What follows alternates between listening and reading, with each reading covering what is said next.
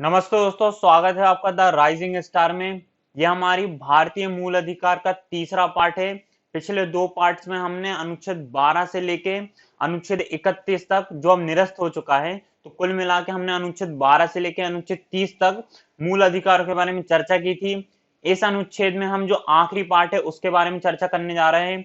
अनुच्छेद 32 जो भारतीय संविधान का सबसे महत्वपूर्ण अधिकार है, उसके बारे में हम इस वीडियो में चर्चा करेंगे।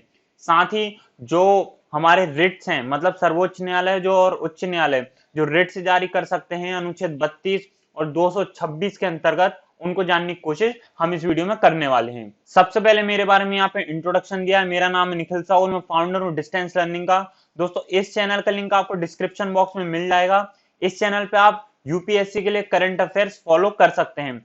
साथ ही एक महत्वपूर्ण सूचना और देना चाहूंगा कि ये जो पीडीएफ देख रहे हैं और अन्य स्टडी मटेरियल आपको हमारे टेलीग्राम चैनल और व्हाट्सएप चैनल से मिल जाएगा, जिसका लिंक डिस्क्रिप्शन बॉक्स में दिया गया है। आगे बात करते हैं। मैंने बीए किया है पॉलिटिकल साइंस से बरकतुल्लाह यूनिवर्सिटी से। वर्तमान समय में मैं एमए कर रहा हूँ school of international relation, JNU नई दिल्ली से, और मुझे 2 साल का टीचिंग एंड कंटेंट राइटिंग का एक्सपीरियंस है। अब बात करते हैं अनुच्छेद 32 जो भारतीय संविधान का सबसे महत्वपूर्ण अब बात करते हैं भारतीय संविधान के सबसे महत्वपूर्ण मौलिक अधिकार की, जो है अनुच्छेद 32 के अंतर्गत। दोस्तों, मैं सबसे महत्वपूर्ण इसे इसलिए कह रहा हूं क्योंकि डॉक्टर बी आर अम्बेडकर ने कहा था कि इस अनुच्छेद के बिना संविधान अर्थविहीन है, यह संविधान का आत्मा और हृदय है।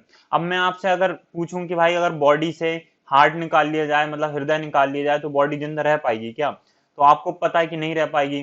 तो आप समझ सकते हैं कि अनुच्छेद 32 को अगर संविधान से निकाल लिया जाए तो संविधान है वो अर्थविहीन हो जाएगा। एक मैं बात आपको और बता देना चाहूंगा कि आप लोग कुछ मुझे व्हाट्सएप पे नोट्स भेजे थे, तो मैंने उनको चेक करा। आप वीडियो से अच्छे नोट्स बनाते हैं, बट मैं आपसे कहना चाहूंगा कि जो मैं यहाँ पे पीपीटी में या पीडीएफ में लिखता हूँ, केवल आप वो वैसा का वैसा ना उतारे, मेरे शब्द को सुने, उसका भावार्थ जो निकलता है उसको आप अपने नोट्स में लिखें। इससे अच्छे आपके नोट्स में गुणात्मक और रचनात्मक परिवर्तन आएगा।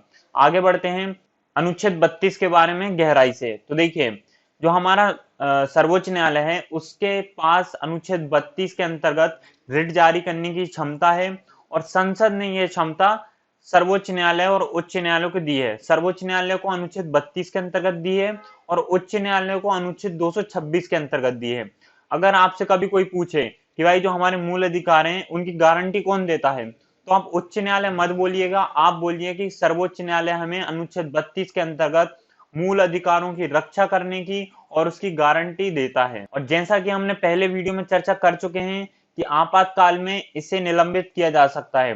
केवल और केवल दो अनुच्छेद हैं भारतीय संविधान में जो वर्णित है मूल अधिकार के संबंध में, अनुच्छेद 20 और अनुच्छेद 21, जिन्हें आपातकाल के अंतर्गत निलंबित नहीं किया जा सकता। कुछ भी हो जाए उन्हें निलंबित नहीं किया जा सकता। ठीक है, अब बात कर लेते हैं हम रिट्स की। तो दोस्तों, तीन प्रकार से हम जो उच्च न्यायालय है और सर्वोच्च न्यायालय है उसकी रिट के संबंध में जो शक्ति है उसमें विभेद कर सकते हैं, उसमें अंतर दर्शा सकते हैं। अभी मैं आगे आने वाली स्लाइड्स में आपको बताऊंगा कि कौन कौन से प्रकार की रिट होती है, लेकिन आप समझ लीजिए पहले कि उच्च न्यायालय और जो सर्वोच्च न्यायालय है उसमें रिट जारी करने की क्षमता में कैसे अंतर है। तो देखिए, सर्वोच्च न्यायालय केवल मूल अधिकारों को लेकर रिट जारी कर सकता है। कौन सा? सुप्रीम कोर्ट जो हमारा है वो केवल मूल अधिकारों को लेकर रिट जारी करने की क्षमता रखता है। वहीं जो हाई कोर्ट है वो किसी अन्य उद्देश्य के लिए भी रिट जारी कर सकता है। तो इस मामले के तहत, मतलब इस संबंध में, जो हमारा उच्च न्यायालय है उसके पास ज्यादा शक्ति आ गई। मतलब उसका जो न्याय क्षेत्र है रिट के मामले में वो विस्तृत है सर्वोच्च न्यायालय के संबंध में। ये बात समझ में आ रही है ना? अगर कोई भी दिक्कत हो तो व्हाट्सएप नंबर डिस्क्रिप्शन बॉक्स में है, पूछ लीजिएगा। डाउट क्लियर करना बहुत ज्यादा जरूरी है। कोई भी डाउट लेके जाएंगे परीक्षा में तो दिक्कत हो जाएगी। नेक्स्ट बात करते हैं हम कि और दूसरी शक्ति, मतलब दूसरे पैमाने पर हम कैसे तुलना कर सकते हैं। तो जो सर्वोच्च न्यायालय है किसी एक व्यक्ति या सरकार के विरुद्ध रिट जारी करने की शक्ति रखता है, जबकि जो हाई कोर्ट है, मतलब जो उच्च न्यायालय है, वो केवल संबंधित राज्य के व्यक्ति, संबंधित राज्य मतलब मान लो कि कोई केस है, कहाँ आया, वो उत्तर प्रदेश के राज क्षेत्र में आया, कोई मतलब इलाहाबाद के व्यक्ति ने कुछ कर दिया, ठीक है, तो अब ये कौन सा राज्य क्षेत्र लगेगा इसका? उत्तर प्रदेश। तो जो इलाहाबाद उच्च न्यायालय है ना, तो केवल इलाहाबाद जब उच्च न्यायालय कोई रिट जारी कर सकता है तो केवल वो इस दायरे के अंतर्गत रहेगा। वह ऐसा नहीं है कि मध्य प्रदेश के जो व्यक्ति है उसके लिए भी रिट जारी कर सकता है। हाँ, उसके लिए भी कर सकता है, लेकिन वो जो व्यक्ति है, मतलब जो मध्य प्रदेश का व्यक्ति है, वो इस केस से संबंधित होना चाहिए। सरल शब्द में आप समझिए कि जो सर्वोच्च न्यायालय है वो भारत के किसी भी राज्य के व्यक्ति के खिलाफ रिट जारी कर सकता है, लेकिन जो उच्च न्यायालय है वो केवल संबंधित राज्य के व्यक्ति के खिलाफ रिट जारी कर सकता है, या फिर किसी अन्य राज्य के व्यक्ति के खिलाफ रिट जारी करना है तो वो व्यक्ति उस केस से संबंधित होना चाहिए, तभी रिट जारी करने की क्षमता उच्च न्यायालय रखता है। तो इस प्रकार हम देख सकते हैं कि इस मामले में सर्वोच्च न्यायालय की शक्ति ज्यादा है उच्च न्यायालय की तुलना में। नेक्स्ट बात आती है कि सर्वोच्च न्यायालय अधिकारों की गारंटी देता है, तो इसलिए अनुच्छेद 32 के अंतर्गत मूल अधिकारों की रक्षा के लिए सर्वोच्च न्यायालय को रिट जारी करना ही पड़ेगा, कोई भी हालत में करना ही पड़ेगा। वहीं दूसरी तरफ जो उच्च न्यायालय है उसके पास ये अनिवार्य नहीं है कि वो रिट जारी करे ही करे। ठीक है दोस्तों, अब हम महत्वपूर्ण रिट्स की बात कर लेते हैं जो अनुच्छेद 32 के अंतर्गत सर्वोच्च न्यायालय और अनुच्छेद 226 के अंतर्गत उच्च न्यायालय जारी करता है। सबसे पहले आता है बंदी प्रत्यक्षीकरण। देखिए ये लैटिन शब्द है और इसका मतलब ये लैटिन शब्द से निकला है और इसका जो अर्थ होता है वो है को प्रस्तुत किया जाए। यह सार्वजनिक प्राधिकरण या व्यक्तिगत दोनों के खिलाफ जारी किया जा सकता है। ध्यान रखने योग्य बात है कि यह रिट निम्न परिस्थितियों में जारी नहीं करा जा सकता। मेरी बात सुनिए, मान लीजिए किसी को जेल कर मतलब किसी को गिरफ्तार करके पुलिस ले गई, ठीक है, या कोई उस पे कोई अन्य तरीके से उसको हिरासत में रख लिया गया, तो जो उच्च न्यायालय और सर्वोच्च न्यायालय है ना वो रिट जारी करके बोल सकता है कि भाई तुम मतलब वो बंदी है उसको सामने लाओ हमारे, ठीक है। बट किन परिस्थितियों में उसको ऐसा रिट जारी करने की क्षमता नहीं है, जब जो हिरासत है वो कानून सम्मत हो, ठीक है, मतलब कि संज्ञेय अपराध के अंतर्गत अगर उसे हिरासत में रखा गया है तो वो रिट जारी नहीं कर सकता सर्वोच्च न्यायालय और उच्च न्यायालय। दूसरा बात आती है कि कार्रवाई विधानमंडल या न्याय की अवमानना के तहत की गई हो, ठीक है। आपको पता है कि न्यायालय की अवमानना कर देते हैं कुछ लोग, मतलब न्यायालय अगर कोई मतलब कोई आदेश दे और उसे लोग माने ना, तो ये न्यायालय की अवमानना होती है। वैसे ही विधानमंडल की भी कुछ अवमानना होती है, हम आगे चल के वीडियो में बात करेंगे। तो इन दोनों के अगर अवमानना करते हो आप, तो जो सर्वोच्च न्यायालय और उच्च न्यायालय वो आपके खिलाफ रिट जारी नहीं कर सकता। और आखिरी में हिरासत न्यायालय के आदेश के द्वारा हुई हो और उक्त मामला उच्च न्यायालय के क्षेत्र अधिकार से बाहर हो। ठीक है दोस्तों, क्या है इसमें दो बात है कि अगर मान लो कि कोई कोर्ट ने कह दिया है कि आप उसे गिरफ्तार कर लो, तो फिर तो ऑब्वियसली ये रिट जारी नहीं कर सकते। लेकिन अगर मान लो कि उच्च न्यायालय, मैंने अभी आपको पिछला एग्जांपल बताया था कि ये कोई मतलब इसको अपन क्या मान लेते हैं, उत्तर प्रदेश मान लेते हैं, ठीक है। अब इलाहाबाद जो हाई कोर्ट है वो रिट जारी कर सकता है केवल इस राज्य के लिए, लेकिन मध्य प्रदेश के व्यक्ति के लिए थोड़ा ना रिट जारी करेगा। तो इसमें यही बात की गई है कि जो मामला है वो उस राज्य क्षेत्र के बाहर है तो रिट जारी नहीं कर सकता उच्च न्यायालय।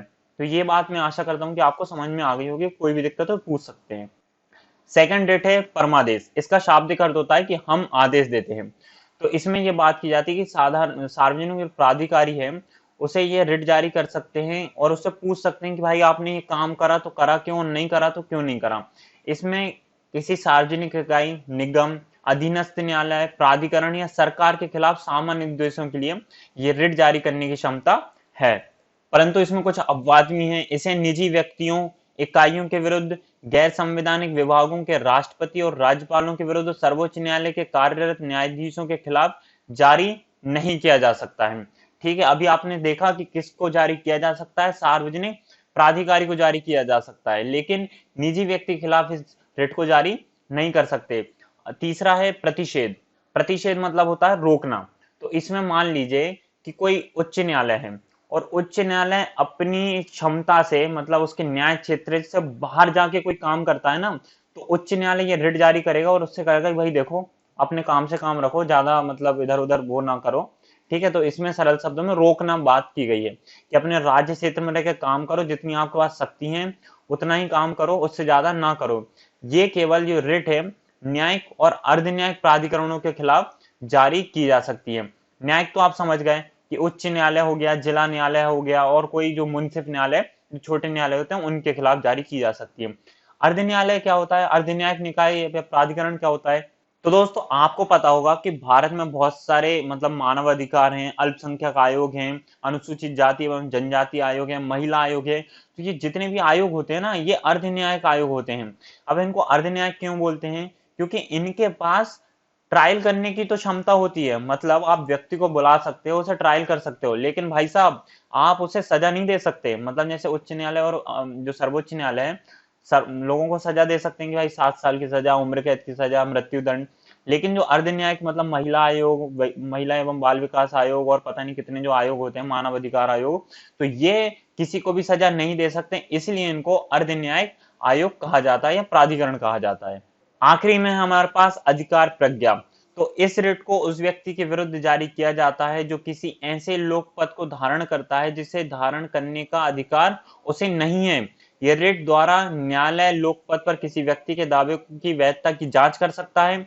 यदि उसका दावा निराधार मतलब गलत निकलता है तो वह उस पद से उसे निष्कासित कर देता है, निष्कासित करने की क्षमता है।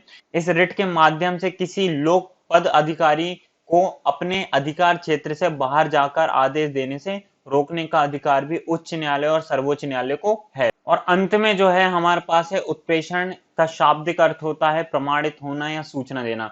इसमें जो हाई कोर्ट है ना, वो अधीनस्थ न्यायालयों को बोल सकता है कि भाई जो लंबित मामले हैं उसका स्थानांतरित कर दो, बस सरल शब्दों में यही बात है इसको। 1991 में सर्वोच्च न्यायालय ने कहा था कि व्यक्ति के अधिकारों को प्रभावी बनाने के लिए यह रिट न्याय प्राधिकरण, अर्ध न्यायिक प्राधिकरण, प्राधिकरण और अन्य प्रशासनिक प्राधिकरण के खिलाफ इसको जारी किया जा सकता है। इसमें सीधा जो सरल शब्दों में अगर हम कहें तो इसमें जो मामला है उसको स्थानांतरित करने की बात की जा सकती है कि एक कोर्ट से दूसरे कोर्ट चला जाए या किसी प्राधिकारी से दूसरे प्राधिकारी के पास चला जाए ये मामला। तो दोस्तों ये हो गई हमारी रिट्स की बात, ठीक है, इतनी हमने रिट समझी। कोई भी दिक्कत तो पूछ लेना। तो दोस्तों इसी के साथ हम ये मूल अधिकारों का जो चैप्टर है उसको समाप्त करते हैं। मैं आशा करता हूं कि आपको ये समझ में आया होगा। कोई भी दिक्कत हो तो आप मुझसे पूछ सकते हैं। बहुत बहुत धन्यवाद इस वीडियो को देखने के लिए। नेक्स्ट वीडियो में मिलते हैं जिसमें हम राज्य के नीति निर्देशक सिद्धांतों को पढ़ने जा रहे हैं।